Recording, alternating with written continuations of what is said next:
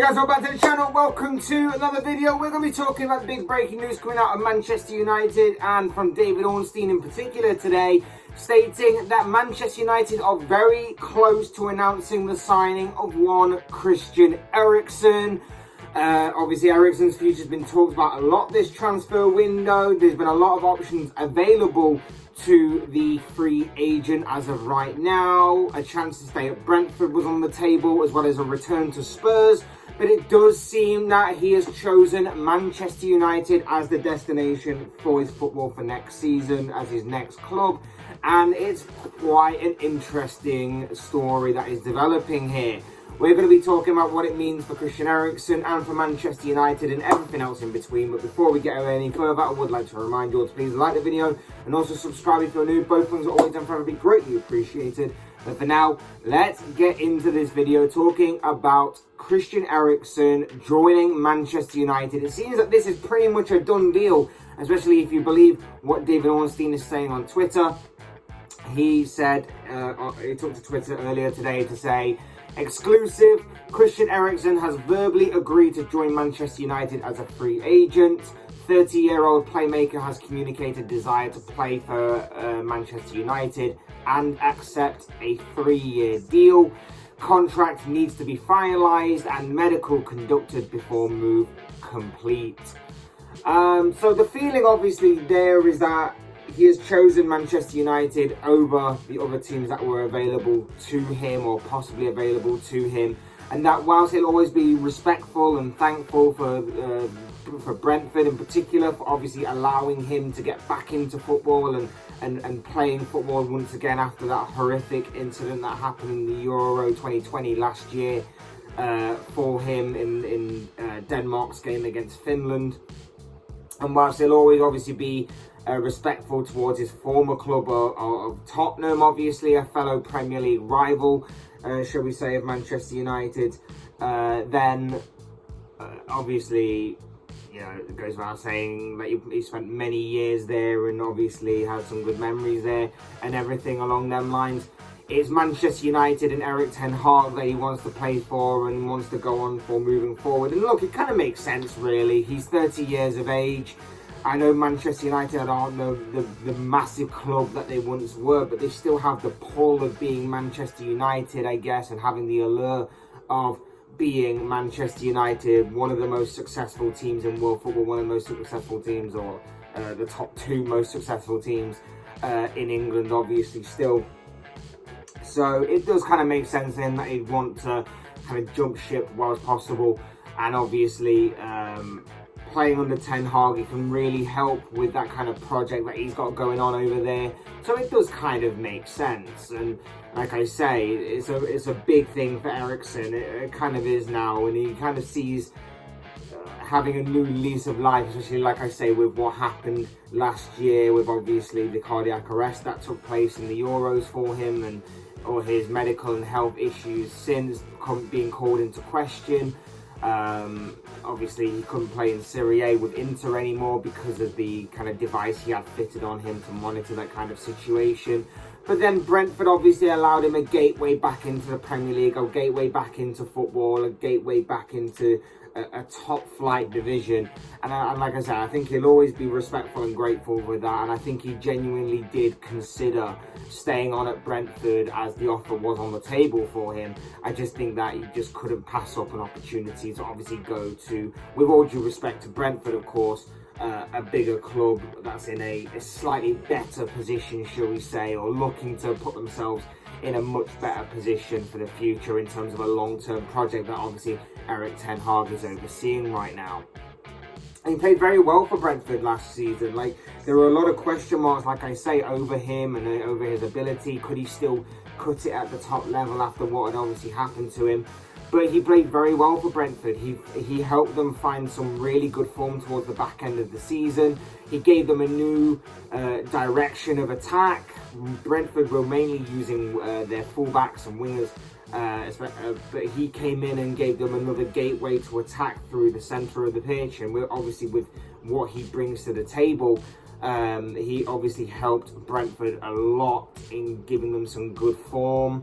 in a Brentford side that towards the middle part of the season was obviously going a little bit stale. He helped kind of bring new life, shall we say, into that Brentford side, a new way of thinking, a new way of playing, and a new way of attacking. And it was a really, really good signing by Brentford to take the gamble on him, I guess you'd say, and to really help them push forward into the final part of the season.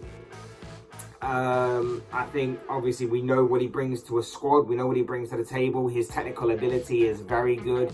His vision of passing and his overall creativity is something that puts him on the map as one of the best playmakers in world football, or definitely did previously. And of course his set piece ability. His set piece ability is going to be very interesting to watch again, and it's going to be a worthy addition to this Manchester United side, along with everything else that, like I say, he brings to the table. It's going to be a worthy asset for Manchester United. It's going to be a worthy addition to the Manchester United side in a squad that needs those kind of things. All of those things that I told about that Eriksen brings to the table, they need more in abundance. They need more quality and depth. They need more strength and depth, and that is exactly what Eriksen brings here, as well as some good experience in that area as well. All of those things are going to be a good addition to the United squad. It's going to be worthy to Erik ten Hag, and like I say, not just in terms of the midfield area or the midfield position or the attacking third or whatever it may be, but in terms of the overall squad in general. Eriksen is a very experienced player. He's won a lot in his career, with particularly Ajax, and of course recently with Inter winning the Serie A title last year. But he's also a Champions League finalist with Tottenham. He's been to big stages in his career. Obviously got played in the Euros with Denmark and got very far in that. He's got very far in his career with the squad he's had around him, with the ability that he possesses and everything. He's a proven star quality player, shall we say. He's also a proven Premier League player from his time at Spurs and from his time obviously most recently with Brentford. He's very versatile, which I continue to say that if you want to succeed at the top level, you need some sort of versatility to your game. Eriksen has that. He can operate mainly in the centre, of course, where I find him to be the most effective. But if you need him to, he can operate from a more left wing kind of position, where he's able to then cut inside and able to play make and be creative and allow space in behind for others. So he's definitely got different ways to play his game, different styles to his game. I think he'll be a very, very good fit for Manchester United.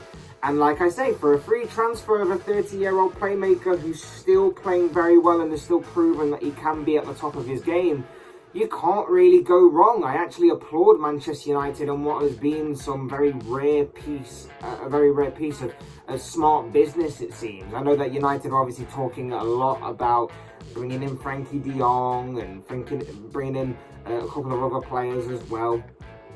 And they look good on paper. But there's still a question mark over them, and I guess there's still the question mark over Eriksen as well. Nothing's ever set in stone and to be proven completely correctly or have a worthy outcome, but I guess this is less of a gamble than the other two, given how he's played for Brentford, given how he's come back into football with this new lease of life and everything, and has actually played very, very well. So I actually do applaud this for us being not a bad piece of business at all. I guess there's not really much you can say bad about this transfer.